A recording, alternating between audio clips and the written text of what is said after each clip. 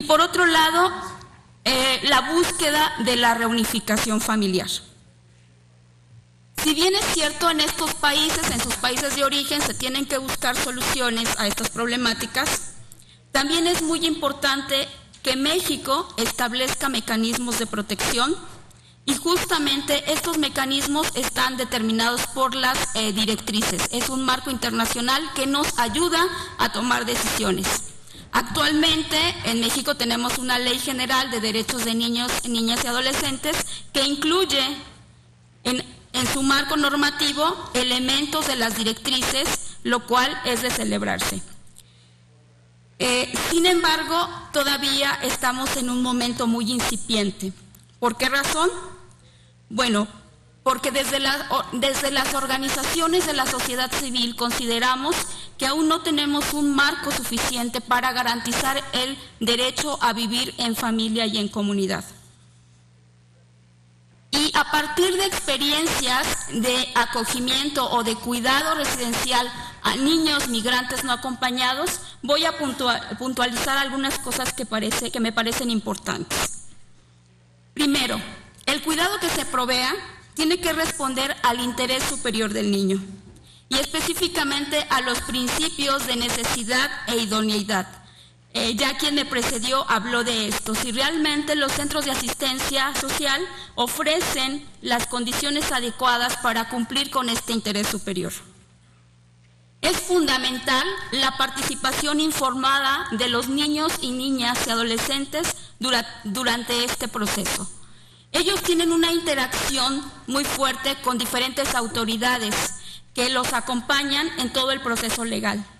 Por lo tanto, tiene que haber una participación y un conocimiento de ellos en cuál es la situación legal que están viviendo y cuál va a ser el lugar. Deben de tener certeza a dónde ellos van a estar viviendo, si bien es un cuidado alternativo, de qué tipo es, en qué lugar geográfico está ubicado. Este cuidado tiene que ser por el menor tiempo posible. Sin embargo, aquí viene una situación muy particular de estos niños, que es que se busca la reunificación familiar. Sin embargo, su familia muchas de las veces está en Estados Unidos. Entonces, esto nos pone en un reto mayor para poder establecer una política exterior y mecanismos que permitan hacer esta reunificación en Estados Unidos, lo cual, vuelvo a repetir, es un reto importante. Establecer mecanismos de convivencia con su entorno inmediato, articular las alianzas y formarnos como aliados con aquellas autoridades que intervienen, ya sea los mismos CAS, la Comar, el Instituto Nacional de Migración. Es fundamental que los hermanos biológicos no sean separados, o bien aquellos niños que vienen en grupos de amigos o grupos de niños que vienen de una misma localidad geográfica.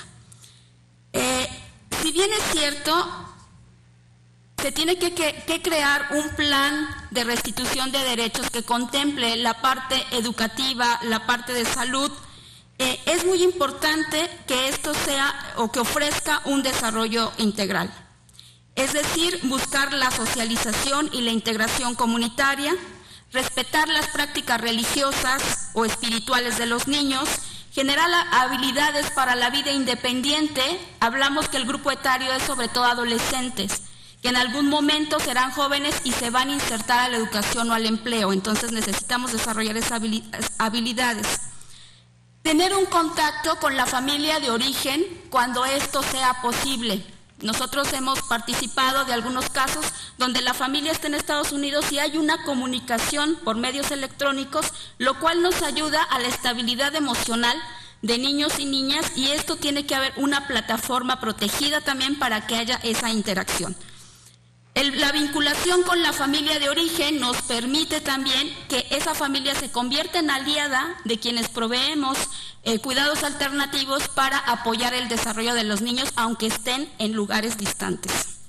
Necesitamos generar procesos integrales de desarrollo y también que generen una paulatina integración a la comunidad, desde el espacio de cuidado alternativo y a sus zonas aledañas o la comunidad que está cerca a esos cuidados alternativos. ¿Cuáles serían los retos? La sensibilización a servidores públicos, sobre todo de lo local. Que los procesos administrativos no obstaculicen el pleno goce de los derechos como educación y salud. Por no tener un CURP, a veces no tienen acceso a la educación. Eso no tendría que estar pasando. Inversión destinada a cuidados alternativos. Formación y participación de los niños, ya lo mencionaba, en el proceso de su situación migratoria a través de métodos lúdicos, a través de la participación real, y que los servidores públicos conozcan de este tipo de metodologías de acercamiento a niños y niñas.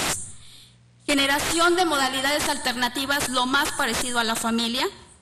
Identificación de centros de asistencia que realmente cumplan con el principio de necesidad e idoneidad.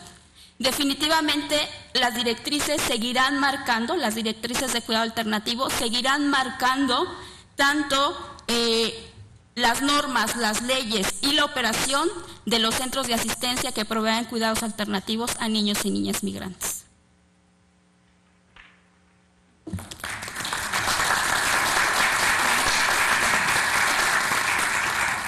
Muchas gracias. Y para complementar este tema, doy la palabra a Diana Martínez, de la Coalición Internacional contra la Detención, IDC.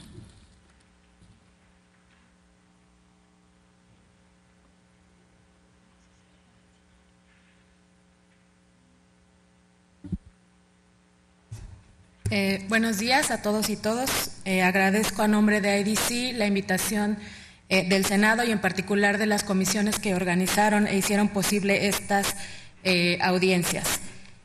De conformidad con la Convención sobre los Derechos del Niño, cuando un niño se encuentre temporal o permanentemente privado de su medio familiar o cuando por su interés superior se exija que no permanezca en ese medio, tiene derecho a la protección y asistencia especial.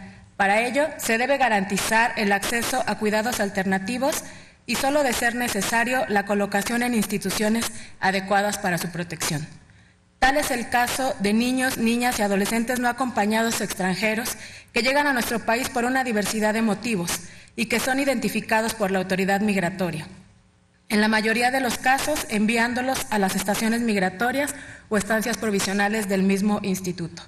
Distintas instituciones han llamado la atención sobre esta situación, entre ellas la Coalición Internacional contra la Detención, quien en un esfuerzo colaborativo con el Instituto Nacional de Migración, su Consejo Ciudadano y algunas organizaciones de la sociedad civil, iniciaron en los últimos meses del año 2015 un programa piloto que buscó formalizar y mejorar los mecanismos de identificación, canalización, recepción y atención de niños, niñas y adolescentes migrantes no acompañados, de nacionalidad no mexicana, sujetos a procedimientos migratorios y de reconocimiento de la condición de refugiados.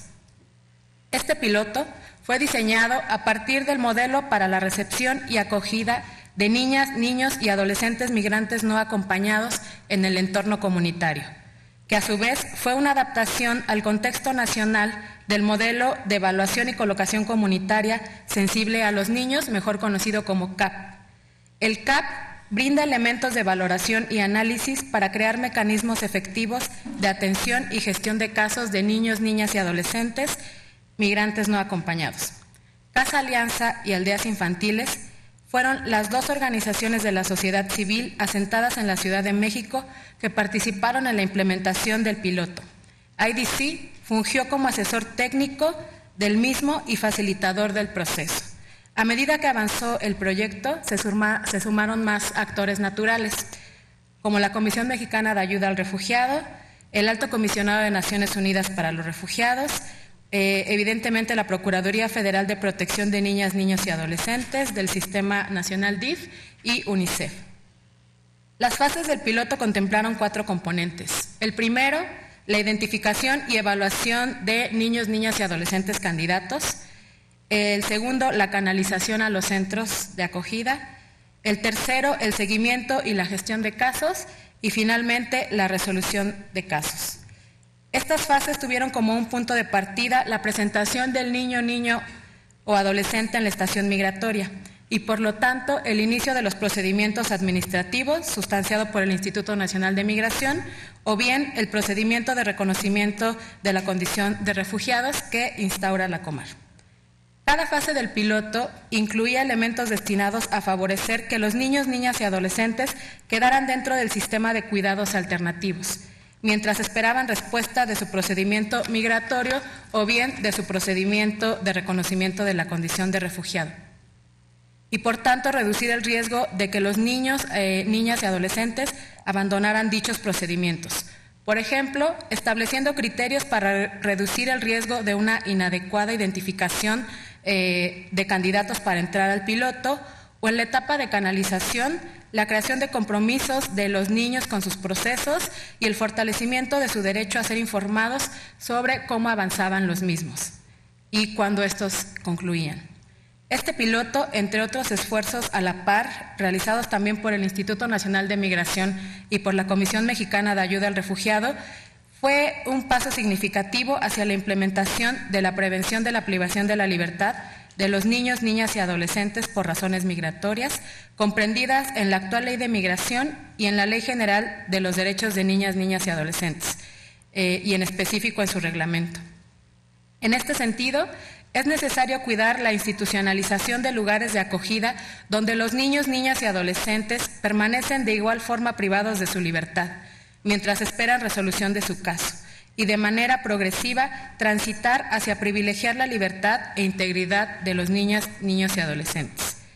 La evaluación del piloto fue positiva. De todos los casos que ingresaron al programa, no se tiene registrado ningún abandono de parte del niño, niña o adolescente. Quienes entraron a este proyecto dieron seguimiento a su proceso, ya sea migratorio o de reconocimiento de la condición de refugiado. Algunos ya lo concluyeron y fueron reconocidos como refugiados o beneficiarios de protección complementaria y han accedido a sus derechos a la documentación, a la salud y a la educación. Ahora, una tarea que evidentemente está en el plan de restitución de derechos que lleva a cabo la Procuraduría. El proceso de confianza que se generó desde los centros fue la clave para que los niños, niñas y adolescentes permanecieran en comunidad, esperando sus resoluciones. Y esto se ha visto como uno de los indicadores de éxito para las alternativas. Otro factor importante es el impacto positivo de la experiencia para las organizaciones de la sociedad civil. Entre otros, la sensibilización y el fortalecimiento de sus modelos de atención.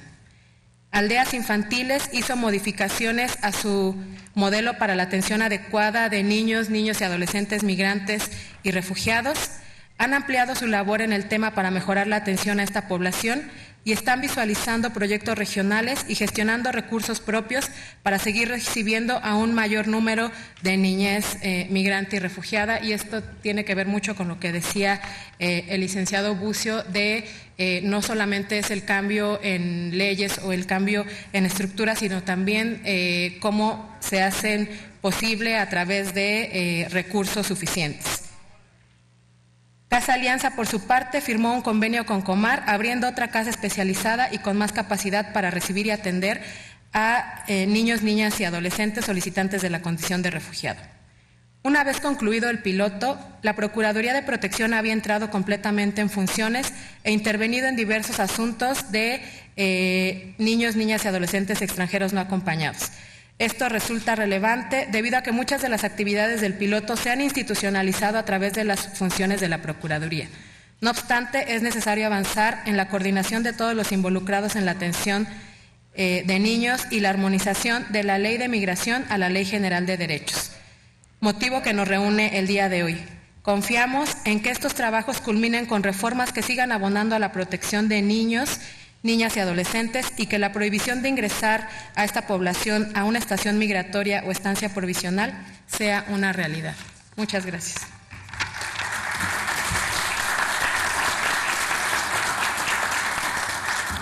Agradecemos las palabras de Diana Martínez de IDC. A continuación íbamos a tener el testimonio de un adolescente migrante, sin embargo no pudo asistir, pero vamos a presentar un video sobre la participación infantil en este tema. Millones de niños, niñas y adolescentes son obligados a abandonar sus países de origen.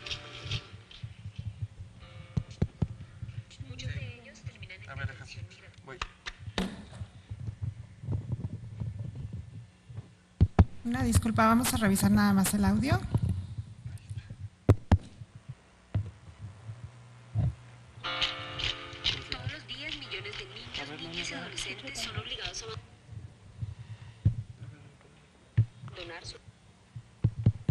países de origen. Vamos a darle más. Sigue la compo. Ok, voy.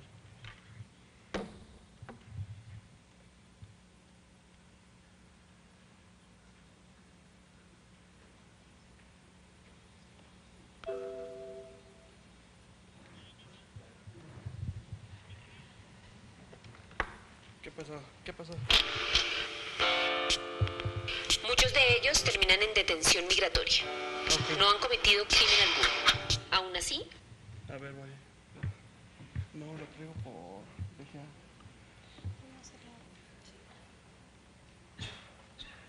Bueno, tenemos un poquito de problema con el audio. Vamos a continuar la mesa y en cuanto se pueda corregir el audio, entonces pasamos el video. Damos entonces ahora la palabra a José Galileo de López Juárez, de la Procuraduría Federal de la Protección de Niños, Niñas y Adolescentes, para hablarnos sobre el trabajo de la Procuraduría en la certificación y registros de centros de asistencia social. Gracias, buenas tardes a todas, todos. Gracias por la oportunidad, gracias a las comisiones que convocaron y que organizaron. Afortunadamente ya hemos tenido muy buenas participaciones de las personas que me han antecedido. Solamente trataré de ser lo más breve para poder contextualizar los trabajos, los avances que hemos hecho en este contexto. Hemos escuchado justamente que es necesario no solamente la participación gubernamental de todas aquellas instituciones, sino que también lo hemos también comentado y se ha precisado la participación de la sociedad, que sin duda es fundamental para que podamos dar cumplimiento también a la ley y no será la excepción en lo que compete a la parte de la identificación de los espacios especializados justamente para la atención de niños, niñas, adolescentes.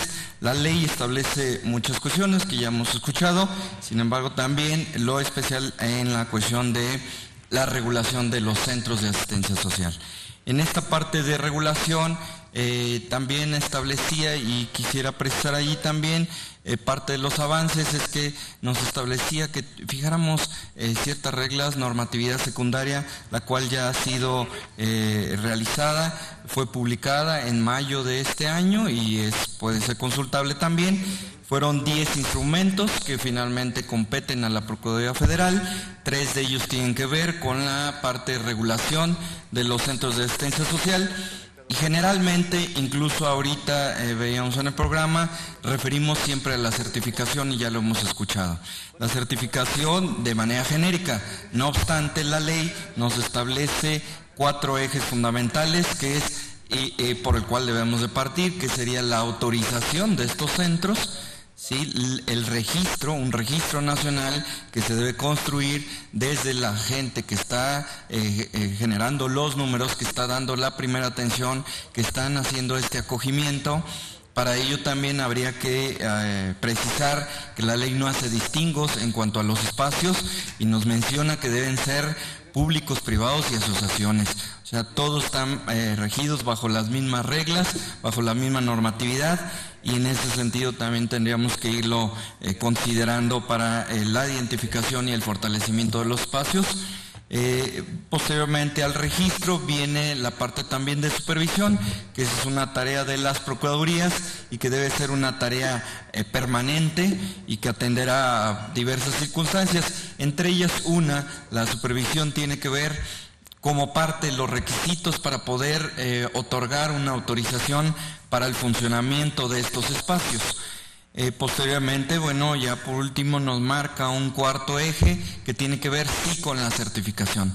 La certificación la hemos planteado como un escalamiento, una escalera en términos de estándares, de calidad, de atención, y que justamente, bueno, nos irá dando ya una gradualidad, una progresividad en los estándares de calidad que se brindan en estos espacios.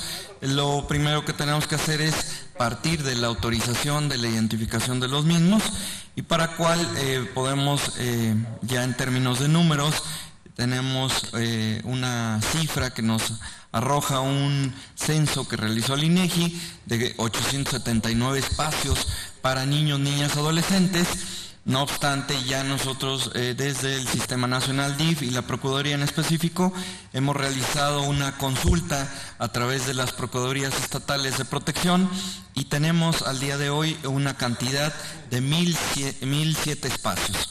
Una cantidad que al final de cuentas, ya cuando la tenemos que aterrizar al tema de niñez o de adolescentes migrantes, tenemos una cifra de 137 espacios que no son especializados, sin embargo, eventualmente sí están recibiendo niños, niñas y adolescentes migrantes y migrantes no acompañados. También algunos de estos espacios, ya la propia censo o la consulta nos arroja que son espacios que también en algún momento están recibiendo familias. Y entonces esto nos ha ido dando a la tarea que cada vez debe hacerse con mayor especialización. Ya no solamente hablamos de estos 1,007 espacios que van a dar acogida a niños, niñas, adolescentes, sino que también tenemos que hacer la identificación, pues como hablábamos ya, perfilar también los mismos para ver de acuerdo a las propias necesidades que tengan estos niños, niñas, y eso es un abanico bastante amplio. Es complicado a veces también con la poca información que se cuenta poder sistematizar la misma. No obstante, bueno, pues hemos encontrado que de este total el 13% está ahorita susceptible de poder aceptar niños, niñas, y que ese sería nuestro punto de partida para esta identificación o esta transformación o el fortalecimiento también de los espacios. El 60%, perdón, son 85 en total, que son espacios de estos 137 que identificamos, que tienen que ver con espacios públicos, que están administrados por los estados, y bueno, el otro 40% son espacios privados. No obstante, bueno, pues seguimos incrementando, las cifras día con día van cambiando, es un censo vivo obviamente, y que estamos haciendo ajustes de manera diaria con los estados en la medida que han podido ir avanzando. También en esta tarea participó y nos apoyó también el Instituto Nacional de Migración. A diferencia de nosotros, que hicimos una identificación de 137 espacios, ellos han hecho la identificación de 135 espacios. No obstante, parecieran ser muy similares las cifras, pero ya a la hora de hacer una suma de los mismos, de hacer una identificación, solamente en 56 espacios tenemos una coincidencia. Y ya sumando entre las coincidencias y los espacios que cada una de las instancias ha ido reconociendo, identificando, tendríamos un total de 216 espacios, los cuales son nuestro punto de partida para todos los trabajos para el fortalecimiento de estos mismos espacios. Solamente en 7 estados hemos encontrado hasta el día de hoy que hay espacios públicos especializados, sí, en niños, niñas, adolescentes migrantes, no así para familias. Por mencionarlo, sería Veracruz, Chiapas, Sonora, Nuevo León, Coahuila, Durango y Tamaulipas hasta el día de hoy que nos han mencionado. También importante, cuando empezamos a hacer nosotros esta consulta, nos preocupaba saber, y que también es un tema que ya han comentado aquí, cuál es la ocupación real de estos espacios. De manera general, si hacemos un desglose por entidad, nos vamos a encontrar cantidades muy distintas, pero de manera general hemos encontrado que en los últimos 12 meses se encuentra una ocupación real de estas capacidades máximas del 56%. Esto quiere decir que sí hay espacios que finalmente están siendo, y ya mencionaba aquí, algunos espacios donde tienen una capacidad máxima y encontramos solamente 4 niños. Encontramos una entidad donde finalmente tiene un espacio especializado para niños, niñas migrantes, y en el año solamente han tenido un adolescente. Y finalmente podrían estar allí dando acogida hasta 20 personas como cantidad máxima, y solo han tenido uno en los últimos 12 meses. Estos son consideraciones para todos los trabajos que tenemos que ir haciendo en ese sentido. solamente tenemos la identificación de 9 entidades del total donde han ocupado más del 80% de su capacidad total. Quiere decir que todo el resto de las entidades están dando un acogimiento por debajo de este 80% y ya es muy variable, ya dependiendo de cada entidad, y también tiene que ver con los flujos migratorios, las rutas que se han ido estableciendo, las mismas que han ido cambiando en ese sentido. Ya hemos hablado también aquí de muchos derechos, de muchos principios. Yo quisiera también mencionar algunos para no olvidarlos, como es la parte de la igualdad sustantiva y la parte de la prioridad que tenía que existir en la parte de la atención y de la protección de estos niños, niñas y adolescentes. Cuando nosotros empezamos a tratar de sistematizar la información y en esta identificación es tan variable los rangos, e incluso encontramos espacios que sí se definen como centros de asistencia social, ellos mismos se perciben como tal, y cuando preguntábamos cuál era su capacidad máxima, encontrábamos que hay espacios que incluso su capacidad máxima son de 4 personas solamente. Y cuando nos vamos a los rangos mayores, encontramos justamente este gran contraste. Cuando algunos dicen mi capacidad máxima son de 4, tenemos los que están justamente atendiendo 400. Entonces es muy variable. Realmente la mayor puntaje lo encontrábamos en los espacios que están en el rango de los 26 espacios a los 50, es nuestro mayor puntaje cuando hacíamos esta identificación de capacidades máximas. Este es el rango, y que bueno, pues está nos parece que en una lectura, cuando tenemos que transitar espacios que no sean tan grandes con tanto acogimiento, porque ya de manera general, no solamente en la parte de migrantes, encontramos incluso en el país espacios donde están albergando o dando acogida hasta 2,000 adolescentes, y hay otro espacio que tiene un acogimiento de 4,000, además que el espacio o la capacidad máxima sí está siendo ocupada. Y en algunas ocasiones solamente varía entre 50 personas, o sea, un 5% de su capacidad máxima o menos. Entonces son espacios muy grandes, y esto es como para poder contextualizar los grandes contrastes que podemos encontrar en esta parte. Quisiera comentar también en la parte de edades, también es muy variado. Finalmente no hay algo que de estándares hoy en día, y entonces encontramos espacios que nos dicen yo atiendo de 0 a 6, yo de 0 a 8, o el punto de partida no siempre es de 0. Algunos dicen yo a partir de los 3 años, varios incluso te dicen yo a partir de los 4. Si tú lo quieres llevar hacia 3, no, yo no atiendo de 3, yo a partir de los 4. Así lo han establecido. Y de allí, pues, los rangos también son muy variados. Tratando de sistematizar ya en bloques muy grandes, de 0 a 12 nos hemos encontrado que el 31% de estos espacios son los que están dando el acogimiento. De 0 a 18 años es el 63% de todos los espacios, y también hicimos la identificación de espacios de 0 a 18 y más. ¿Por qué y más? Porque algunos nos están reportando que hasta los 40 años, 38 es el promedio.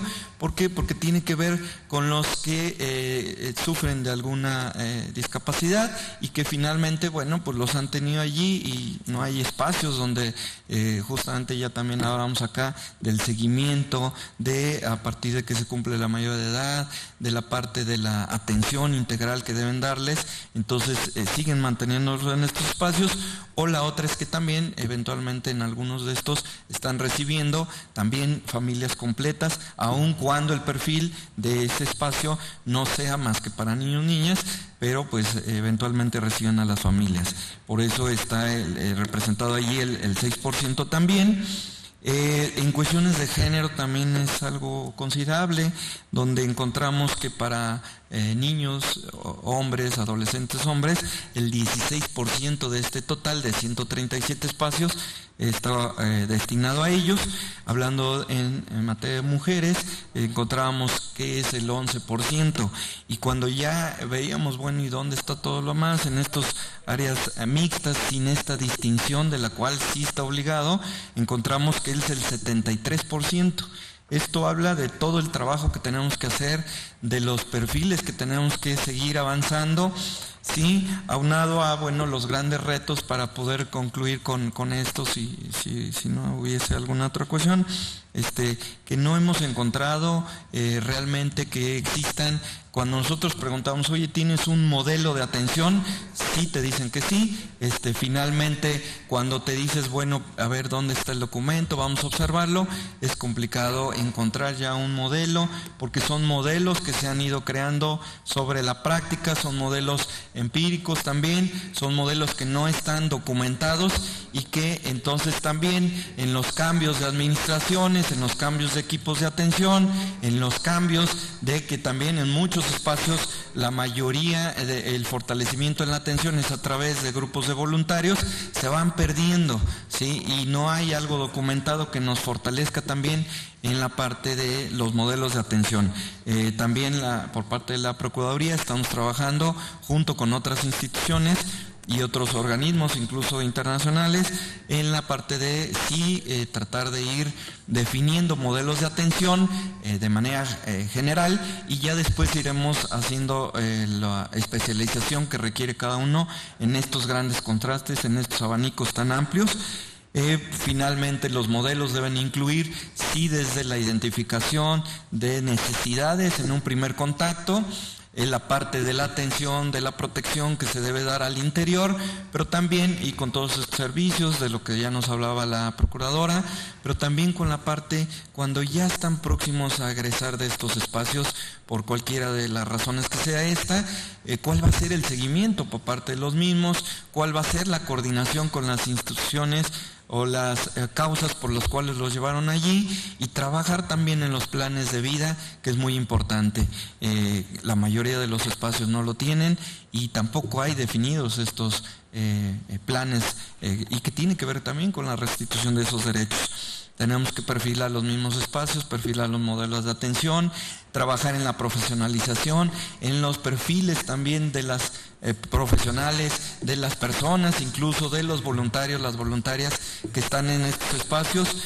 Tenemos que también establecer normatividad al interior. La ley nos mandata, y justamente no solamente a las autoridades o a las procuradurías en este caso, sino también señala obligaciones de manera directa para las personas que representan estos espacios, para los que están dirigiéndolos, y justamente es que deben de llevar registros, que deben de establecer incluso cosas tan simples como el integrar un expediente, que en la mayoría de los casos ni siquiera a veces encontramos esas cuestiones tan obvias que pudieran parecer, o tan básicas, y que entonces estos niños, estas niñas, pues siguen sin existir, ¿no? Porque no ha habido forma de nombrarlos. Entonces estamos trabajando también con la parte de los reglamentos internos y con otros normatividad que debe fortalecer allí la atención. Se acabó el tiempo, muchísimas gracias.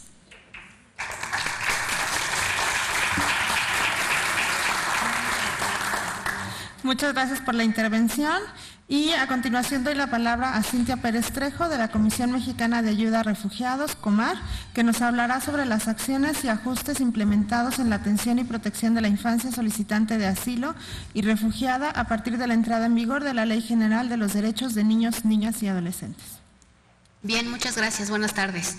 Agradezco la invitación a nombre de mi titular, la licenciada Sandra Velasco Ludlow, y yo les vengo a hablar de una población particularmente vulnerable, que son solicitantes de la condición de refugiados y personas que reciben protección complementaria, todos menores de edad, y en su mayoría siendo una población que nosotros atendemos no acompañados o separados, coincidiendo perfectamente con mucha de la información que ya ha sido vertida a lo largo de este día, sobre todo con la representante de la Organización de Aldeas Infantiles SOS, como un punto inicial de trabajo y de discusión, justo el perfil de la población con la que estamos trabajando.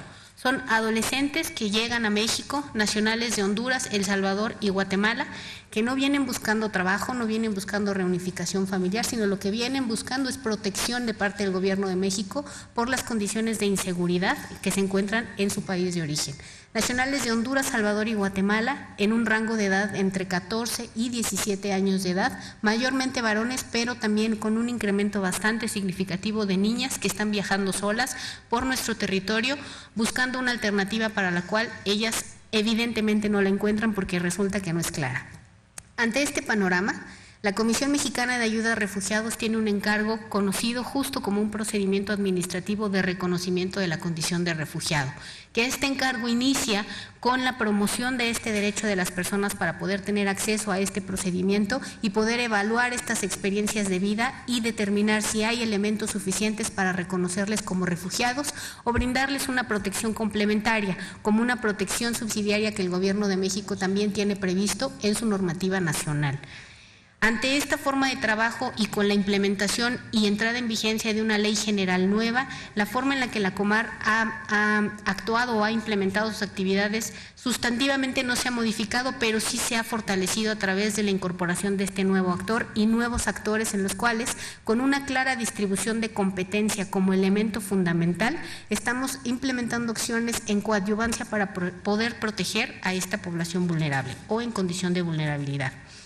En ese sentido, quisiéramos decir que los actores principales a lo largo de este procedimiento que estamos implementando los tenemos identificados como el Instituto Nacional de Migración y organizaciones de la sociedad civil que colaboran con la Comisión Mexicana de Ayuda a Refugiados para poder brindar acciones de asistencia institucional durante el procedimiento o aún después, una vez que ya tienen la protección como refugiados. En ese sentido, reconocer a organizaciones como la Fundación Casa Alianza, como la Organización Aldeas Infantiles SOS, la Fundación Renacimiento, Yolia Niñas de la Calle, Fundación Pro Niños de la Calle, el Instituto de Readaptación en Puebla, son netamente merecidos, puesto que ellos son los que están asumiendo parte de las labores a petición de la Comar y del Instituto Nacional de Migración que es necesario implementar. Y en este punto, tomando en consideración la incorporación y de las nuevas obligaciones de la Ley General, es importante detenerse, puesto que para nosotros, como autoridades implementadoras de esta protección internacional, 4 son las áreas fundamentales en las cuales se tiene que fortalecer tanto la claridad de la distribución de las competencias, como incluso la coordinación interinstitucional. Y me refiero a el favorecimiento de la representación legal de los adolescentes frente a las autoridades, puesto que hay que reafirmar y tomar muy en cuenta que los adolescentes están en México solos, bajo condiciones de vulnerabilidad extraordinarias, con un perfil que cada vez se está complejizando más, porque pueden tener incluso problemas con enfermedades de carácter psiquiátrico o con un tema de consumo de drogas o con antecedentes de vida en calle, y nosotros como gobierno tenemos que generar las medidas necesarias de atención para poder favorecer una integración local que puedan incluirse en la sociedad. De modo que la representación legal frente a estas circunstancias es uno de los elementos fundamentales que viene a favorecer el fortalecimiento y el respeto de los derechos de los adolescentes frente a las autoridades que están tramitando procedimientos de carácter administrativo, entre ellos claramente la Comar. La segunda gran área en la cual nosotros hemos fortalecido y seguiremos fortaleciendo actuar y en coordinación con diversos actores es en la búsqueda de espacios de alojamiento que han sido altamente señalados a lo largo de esta mañana de trabajo, puesto que no solo es en número el que se tiene que buscar, es decir, no solo es buscar más y mejores espacios, sino fortalecer los modelos de atención que a veces no son tan claros, que tomen en consideración estas características de los adolescentes para que puedan favorecer una inclusión o al menos una atención de carácter emergente durante el tiempo que se encuentren en territorio nacional, y que favorezca también la coordinación con sociedad civil, que hasta hoy día, reitero, es quien ha estado favoreciendo y asumiendo parte de estas labores y obligaciones que nosotros como funcionarios federales tendríamos.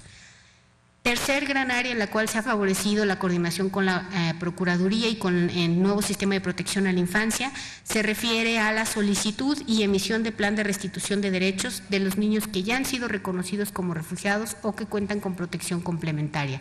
¿Por qué?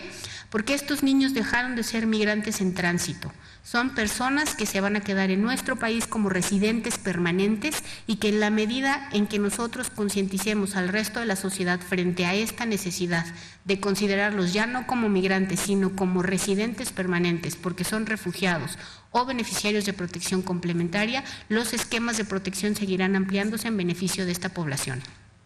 Y finalmente, la última, cuarta gran área en la cual nosotros estamos trabajando en coordinación con las otras instituciones es en la implementación de medidas de atención de carácter urgente. ¿Por qué? Porque no todos los casos son programados o programables en función de los riesgos que cada uno de los chicos enfrentan en estas condiciones de tránsito. De modo que la intervención incluso de autoridades ministeriales para poder identificar acciones de protección adicional resulta fundamental. Nosotros como Comisión Mexicana de Ayuda a Refugiados mostramos esta coordinación, pero además esta apertura para mantenernos en este carácter interinstitucional coordinado, puesto que de lo contrario, bajo este esquema de trabajo que mantenemos, no vamos a poder aguantar el ritmo por mucho más tiempo. No estamos detenidos en esta labor y me veo obligada a sumarme a los llamamientos en el sentido de reconocer que el diseño legislativo es importante, la armonización de las normas también lo es y resulta fundamental porque estamos trabajando con derechos humanos. Sin embargo, también tomar en consideración las consecuencias de la implementación de estas normas resulta fundamental. De modo que contemplar una partida presupuestal es fundamental. Recordar que la Comisión Mexicana de Ayuda a Refugiados está ampliando el espectro de protección en función justo de los perfiles vulnerables y de la realidad regional que existe. Sin embargo, si no estamos dotados de instrumentos o de capacidades adicionales, la labor se complica. No estamos bajando manos ni bajando guardia, pero la situación se complica. Y una muestra de justo de la implementación de acciones adicionales que se están llevando a cabo es muy recientemente un protocolo de actuación para identificar niños con necesidades de protección internacional que se implementa en coordinación con la Procuraduría Federal de Protección, con el Instituto Nacional de Migración e incluso con cuerpos de seguridad, me refiero particularmente a la Comisión Nacional de Seguridad. ¿Por qué? Porque todos somos susceptibles de identificar niños transitando por territorio nacional con esta necesidad de protección internacional, porque todos como autoridades estamos obligados a canalizar a estos casos a la Comisión Mexicana de Ayuda a Refugiados y todos como autoridades luego entonces debiéramos garantizar la permanencia en el país de manera segura durante la tramitación de su procedimiento y aún después para buscar la integración local. Muchas gracias.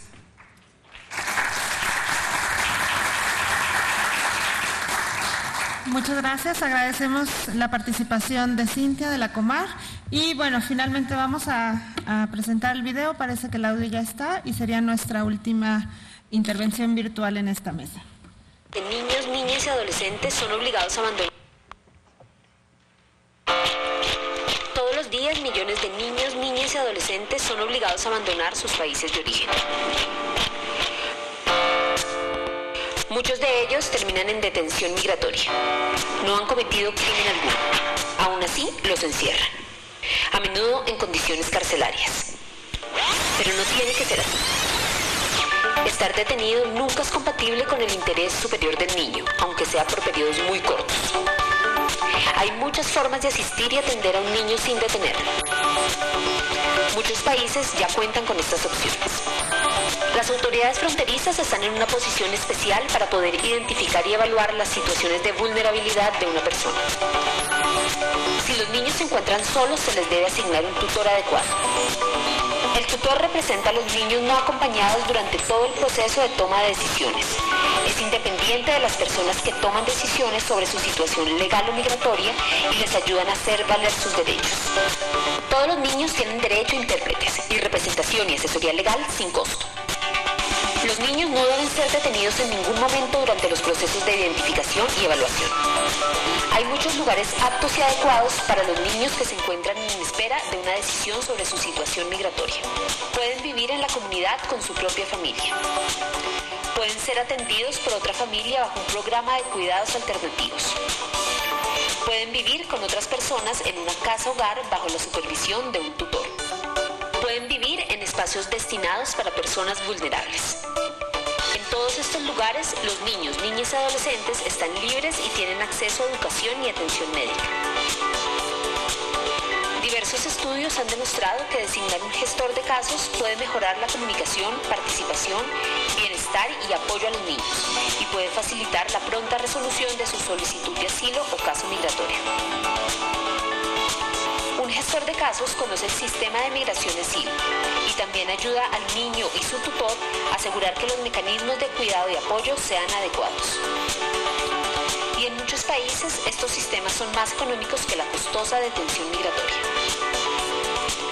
Los países que han establecido estos sistemas están garantizando el derecho a la libertad de los niños, niñas y adolescentes. Infórmate.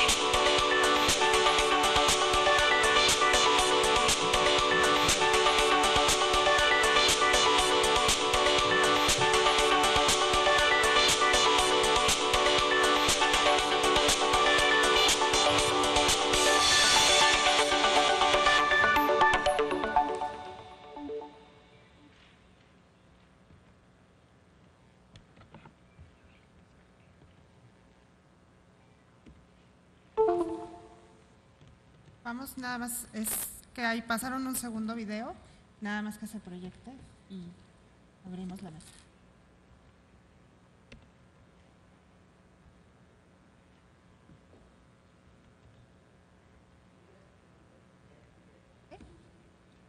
Bien, mientras localizamos el segundo video, abrimos la mesa a algunas preguntas, comentarios adicionales que quisieran hacer. Han sido todas nuestras intervenciones, agradecemos infinitamente la información aquí vertida, tomamos nota y pues si alguien quisiera hacer alguna intervención, adelante.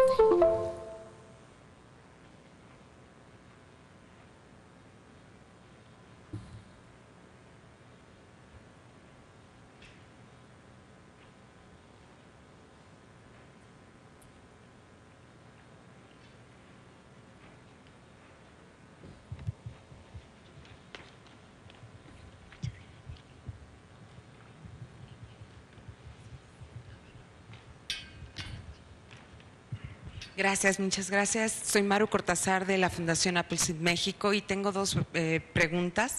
Una de ellas es saber qué avances se tienen con la base de datos que la Ley General mandata para tener sobre los niños, niñas y adolescentes migrantes.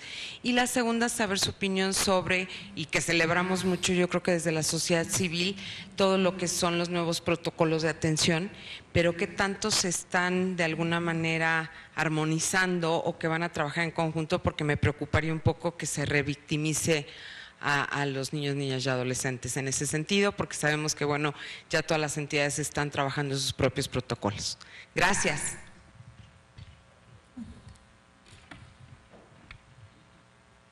Sí, hola, nuevamente agradeciendo este espacio. Quisiera preguntar, sobre todo a las senadoras, a los senadores, si me extrañó muchísimo que no estuviera aquí Cancillería, si hay diálogo con ellos, porque una de las propuestas que planteamos y que vemos necesario es no pensar este desafío solo en el país. Es inevitable que tenemos que involucrar a Centroamérica y a los Estados Unidos, y creo que la labor de Cancillería será central en esta tarea. Entonces, me imagino que han tenido diálogos, quizás sería interesante conocer cómo va el tema y sobre todo que no se nos escapen porque tienen tantas cosas que están pendientes.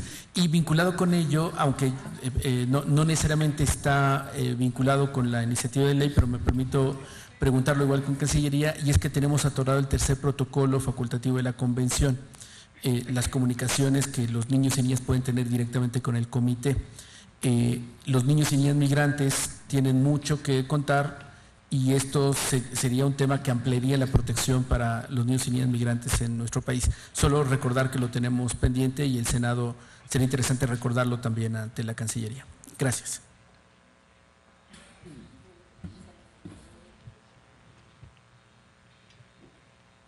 Creo que ahí está bien.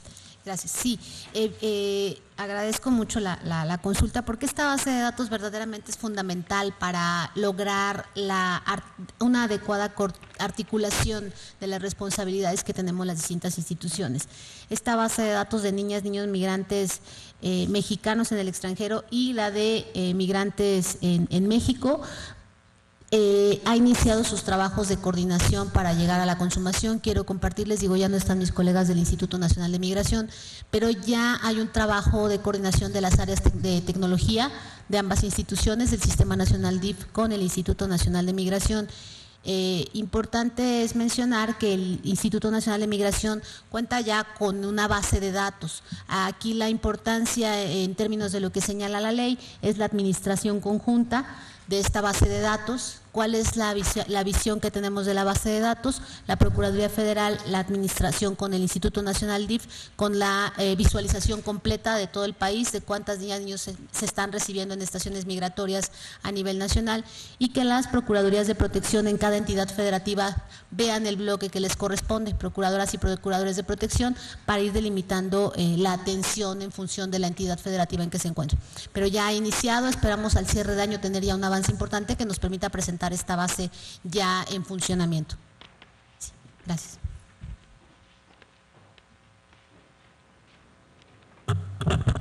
Sí, en relación a tu pregunta, se ha venido trabajando desde hace aproximadamente 2 años y medio, 3 años, en todo un planteamiento a través de la Cancillería y el propio Instituto y otras autoridades federales para poder coordinar un plan estratégico en Centroamérica, fundamentalmente en los 3 países del Triángulo del Norte y desde luego en los estados fronterizos del sur, los 4 estados fronterizos del sur de México.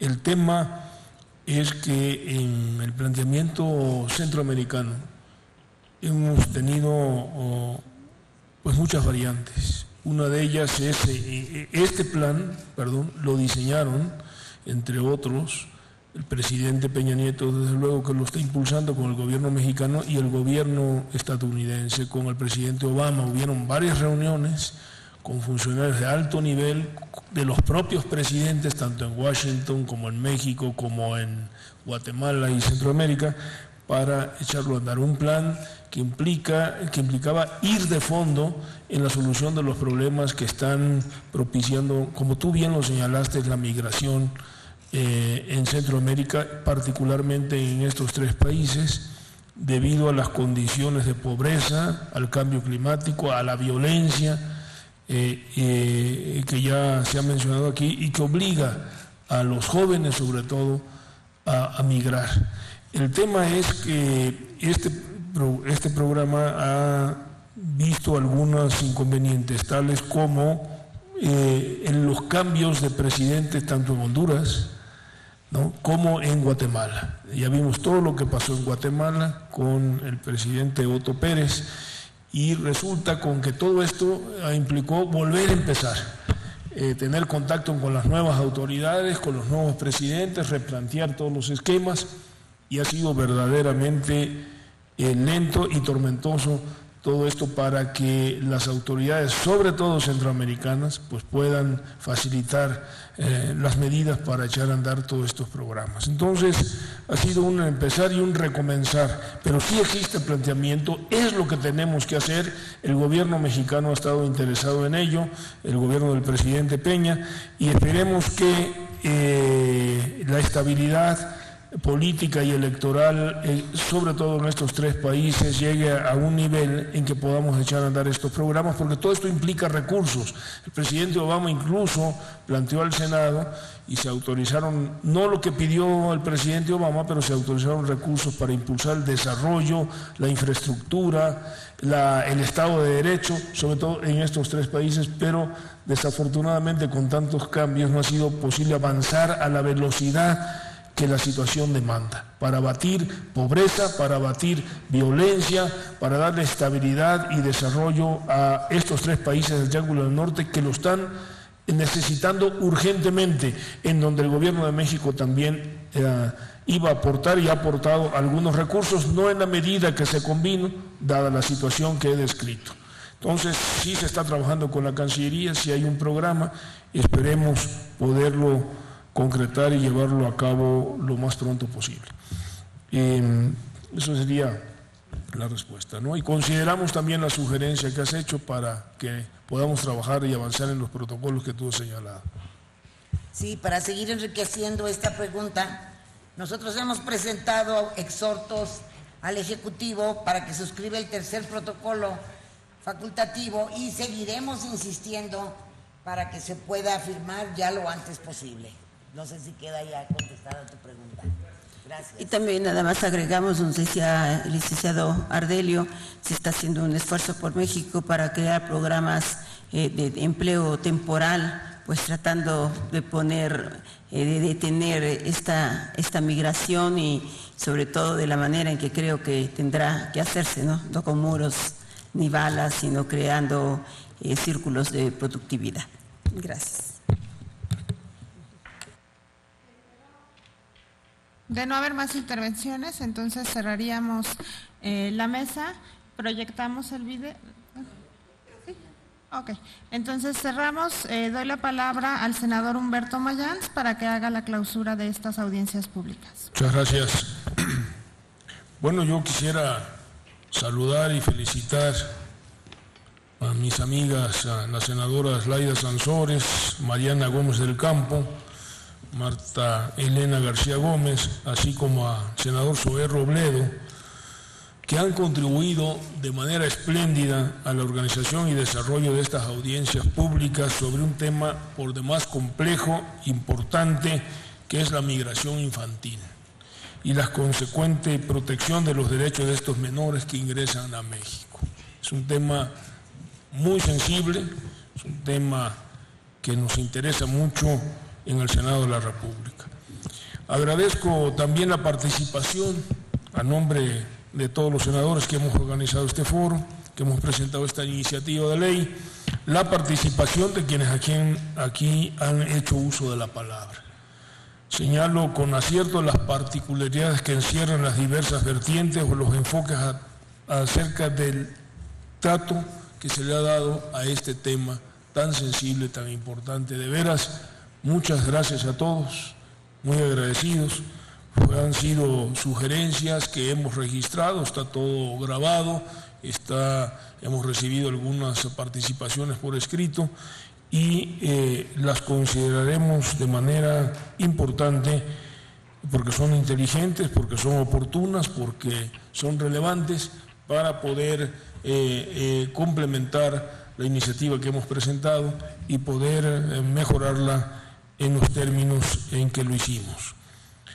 Es claro que los mejores migrantes en condición administrativa irregular, como ya se ha mencionado, se encuentran protegidos por diversas normas de derecho internacional, entre otras la Convención sobre los Derechos del Niño, la Convención Internacional sobre la Protección de Derechos de todos los trabajadores migratorios y de sus familias de 1990 y los convenios de la OIT sobre trabajo infantil.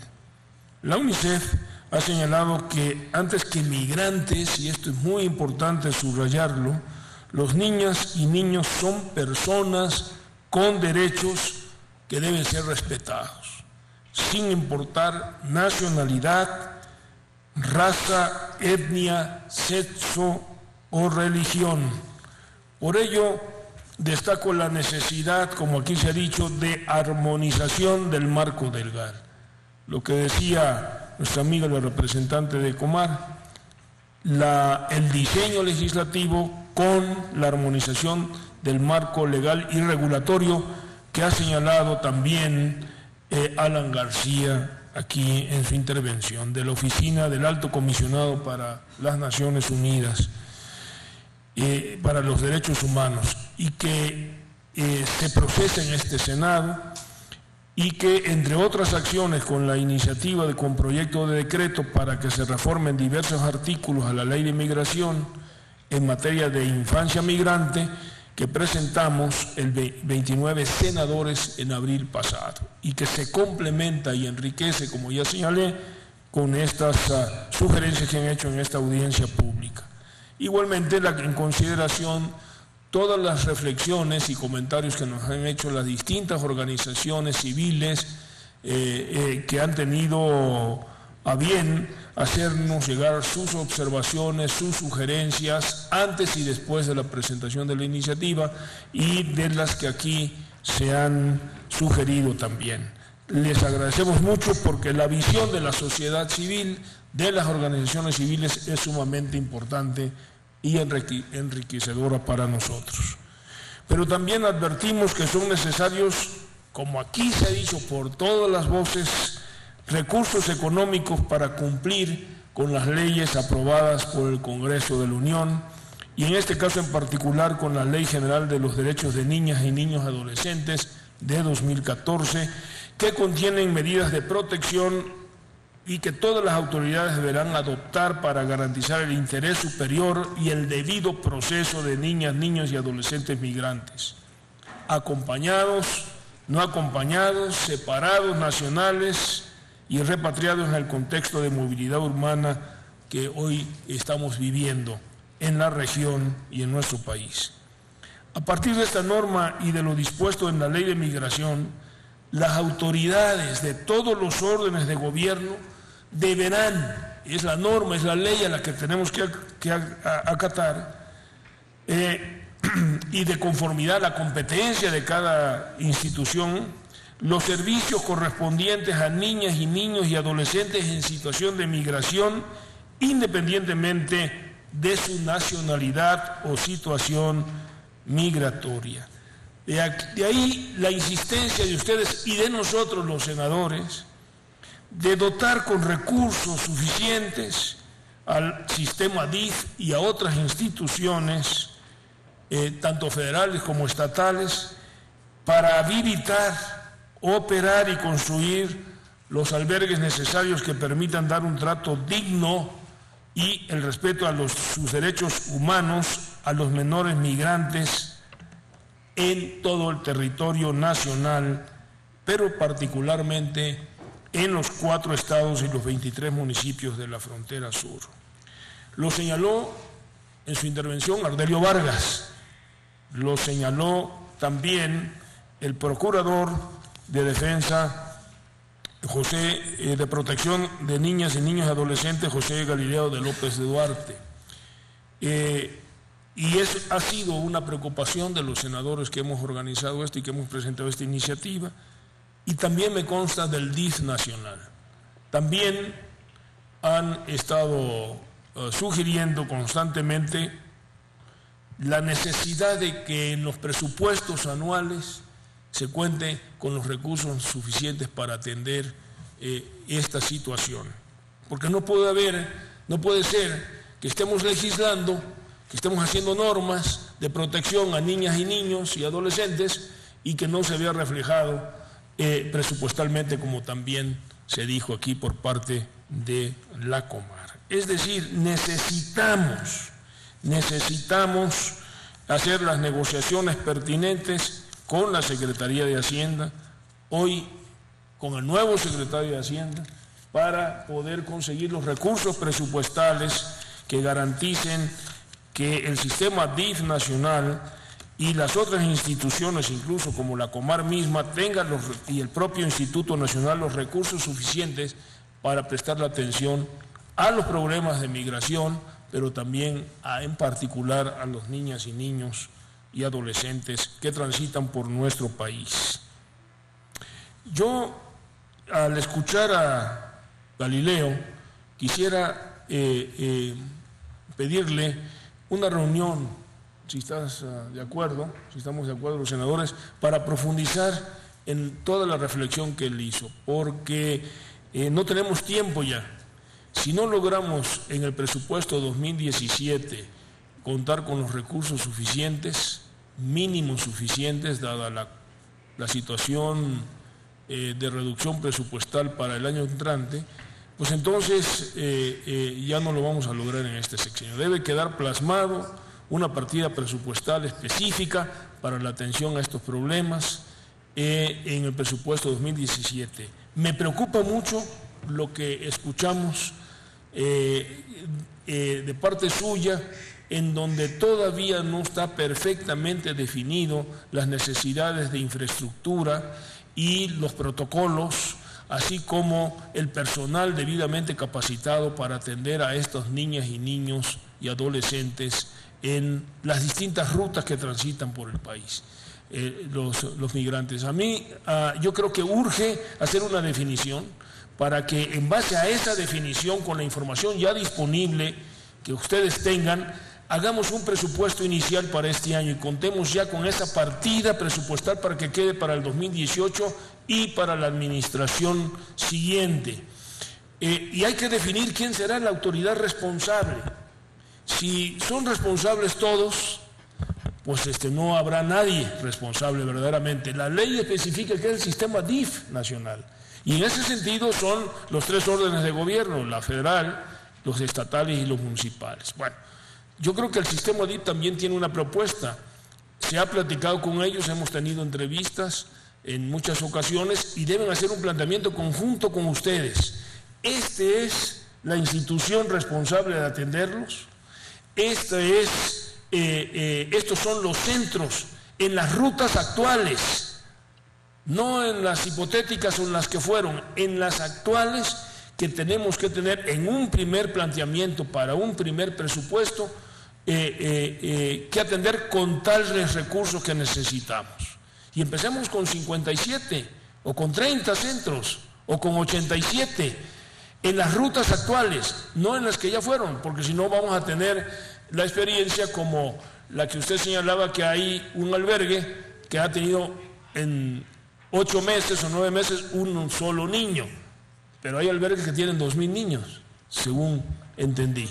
Entonces, bueno, es en esas rutas actuales que se están donde debemos habilitar esos albergues, que ya sabemos que tampoco pueden ser definitivos, porque esto es un tema muy complejo, muy variante, pero por donde están las rutas debemos habilitarlos ya ahorita, en el presupuesto 2017 entonces, y los protocolos de cómo tratarlos con el personal debidamente capacitados y entrenados, pues es muy importante. Entonces, yo quisiera que trabajáramos con ustedes, los senadores que hemos organizado, de manera urgente, porque tenemos muy poco tiempo para hacer un planteamiento serio, tanto a la Secretaría de Hacienda, que ya estamos de acuerdo en pedir una reunión con el nuevo secretario, y también a la Cámara de Diputados.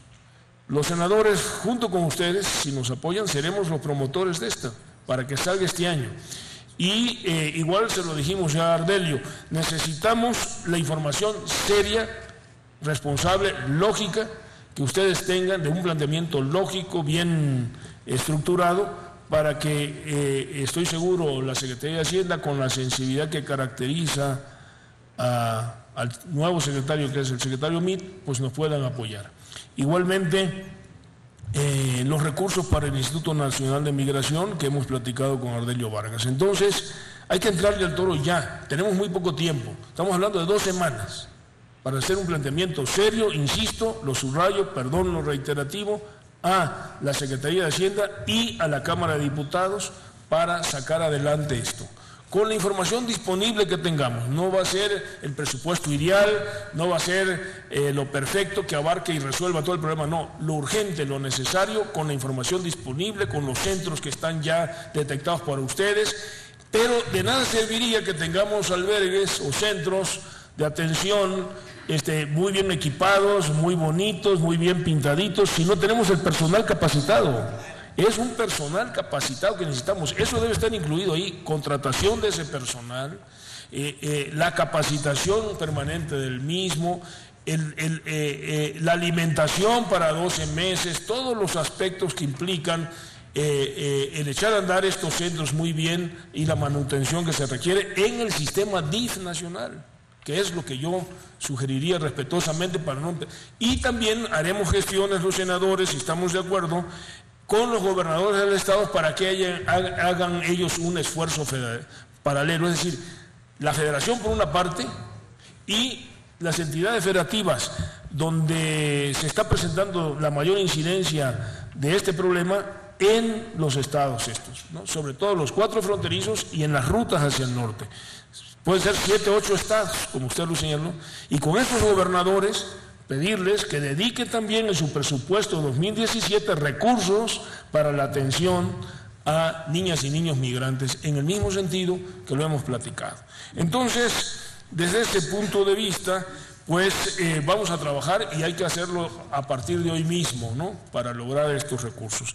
También es muy importante lo que se ha dicho aquí y las sugerencias que hizo nuestro amigo Ricardo Bucio sobre las sugerencias de reformar normas y leyes. Una de ellas es, me parece muy importante, la ley de planeación hacendaria, que va en ese sentido, que tendríamos que revisar, reformar, para dotar de recursos ya de manera permanente, sistemática en el presupuesto y no estar haciendo negociaciones cada año en los aspectos más importantes a las instituciones que se encargan de atender el programa migratorio, no solamente el Instituto Nacional de Migración. Esto como consecuencia de lo anterior que comentamos. O sea, hay que hacer esta revisión y hay que ver si esta ley de planeación hacendaria, en qué artículos, cómo y dónde tenemos que hacer una reforma, y la presentaríamos, si estamos de acuerdo, los senadores que hemos estado promoviendo esto también, para que ya quede estipulado por ley, como lo ha sugerido Ricardo Bucio, un presupuesto de manera permanente y definitiva, ¿no? Yo creo que con esta situación, retomando los aspectos también de trabajar con el nuevo gobierno norteamericano estos 2 años que vienen, tendríamos que retomar toda la estrategia que hemos señalado en relación a atender el problema del Triángulo del Norte en Centroamérica. Es algo que no podemos soslayar. Los Estados Unidos están obligados a entenderlo, y igual estamos obligados nosotros a atender esta problemática de la frontera sur mexicana y de estos 3 países de Centroamérica para poder resolver el problema. Lo tenemos que hacer México y Estados Unidos, no hay otra. Sea quien sea el presidente, esperemos que gane el género femenino. ¿Verdad? En la elección, para podernos entender mejor, ¿no? Porque yo tengo dudas de que con el otro señor nos podamos entender, ¿no? Tengo entendido que esa iniciativa ya está presentada por tu servidora. De todos modos, ahorita me van a hacer el favor de traerla para volver a revisarla. Muy bien. Pero ya está. Nada más que creo que está en el congelador. Perfecto. Muy bien. Entonces, bueno, yo creo que serían las conclusiones más importantes, la revisión más importante del tema, pero estaríamos revisando al detalle las intervenciones de cada uno de ustedes, que fueron muy importantes, para poder tomarlas, y aquellas que tengan que hacer algún trabajo de manera inmediata, tomar medidas de manera inmediata en las sugerencias que han hecho, pues lo haremos y estaremos en contacto con ustedes. Eso es todo. Por mi parte, muchas gracias, y cedemos la palabra al senador Zoé Robledo.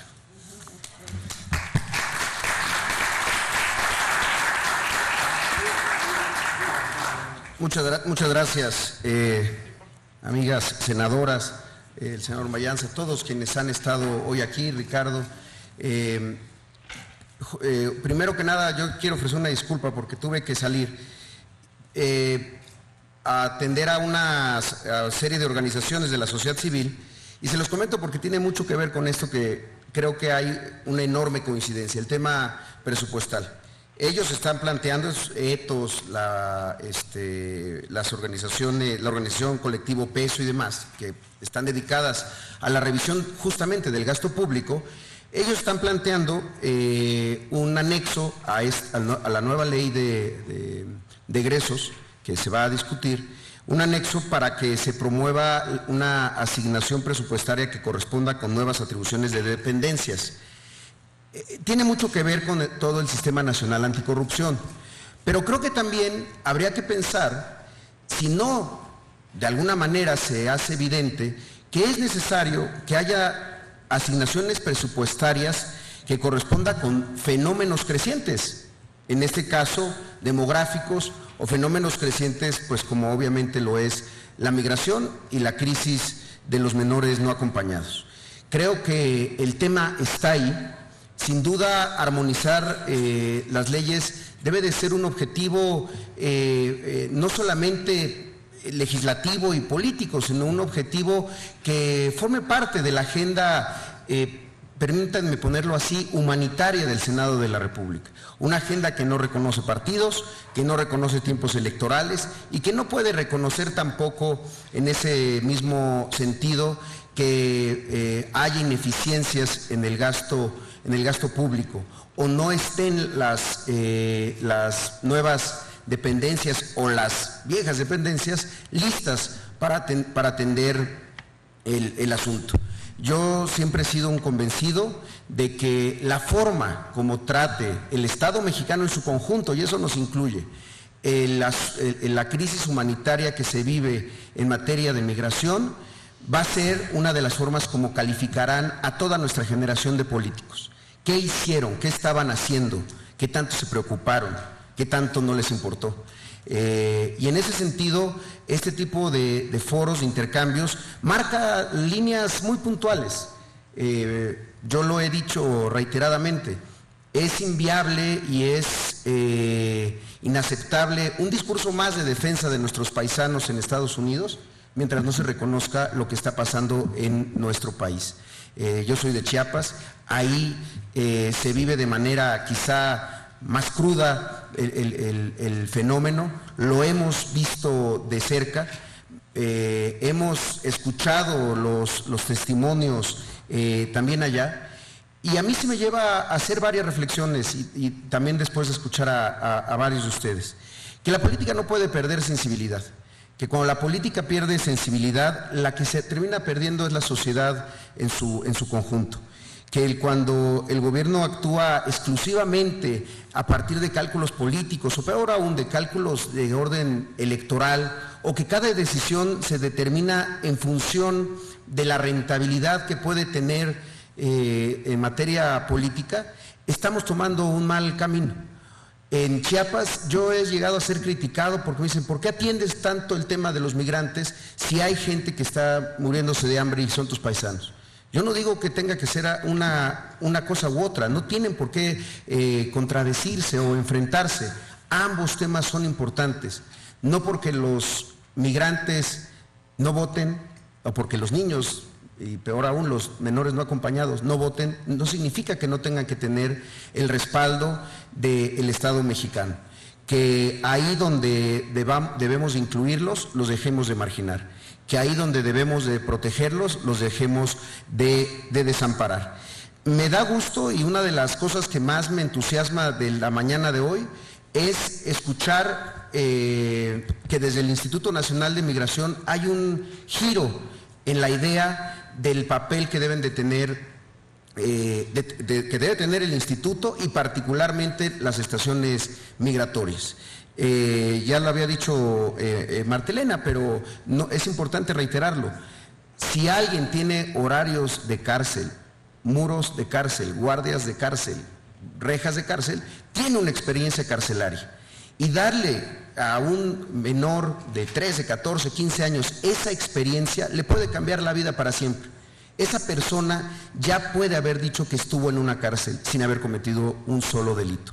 Ojalá de verdad se encuentren esos vasos de comunicación institucionales para que sean otras las instituciones que las atiendan, particularmente dejar atrás esa enorme simulación que se tiene con los albergues, con ese heroísmo con el que trabajan, y se les empiece también a destinar recursos para que puedan seguir trabajando.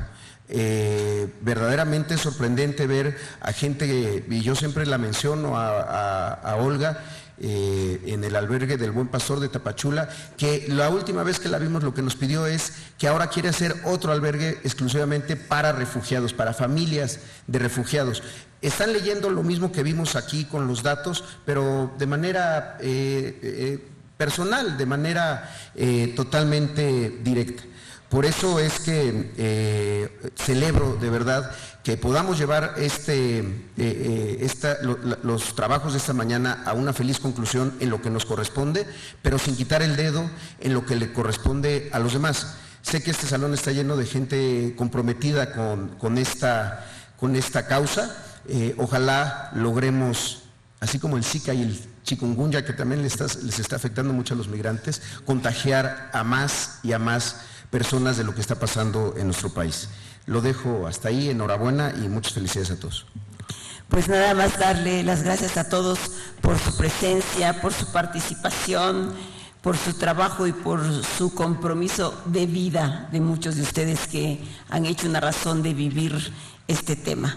A nuestro secretario técnico, a Jax, que nos da muestras de esta humanidad, no porque hoy está de secretario técnico de esta comisión, sino porque lo conozco desde siempre, y a este equipo que contribuyó, sobre todo a mis compañeros senadores por esta experiencia que por primera vez vivo, cuarta vez que soy legisladora, pero vivir esta fraternidad y estar unidos en temas tan importantes. Muchísimas gracias a todos. Tendremos que contagiar a la sociedad civil, bien lo decía Ardelio, hablar de 38,000 niños, 40,000 a quienes hay que dar un refugio, una casa. No es fácil, tendremos que involucrar a muchos que tal vez con subsidio o con estímulos puedan acoger a seres humanos, que son quienes están, si un niño puede estar en estado de vulnerabilidad, ¿cómo pueden estar los niños migrantes que dejan su patria, sus costumbres, sus comidas y su seguridad? Pues muchísimas gracias a todos por este encuentro. Aquí somos un equipo que también sabemos lo que vale la palabra y dar la cara y el compromiso. Muchas gracias a todos.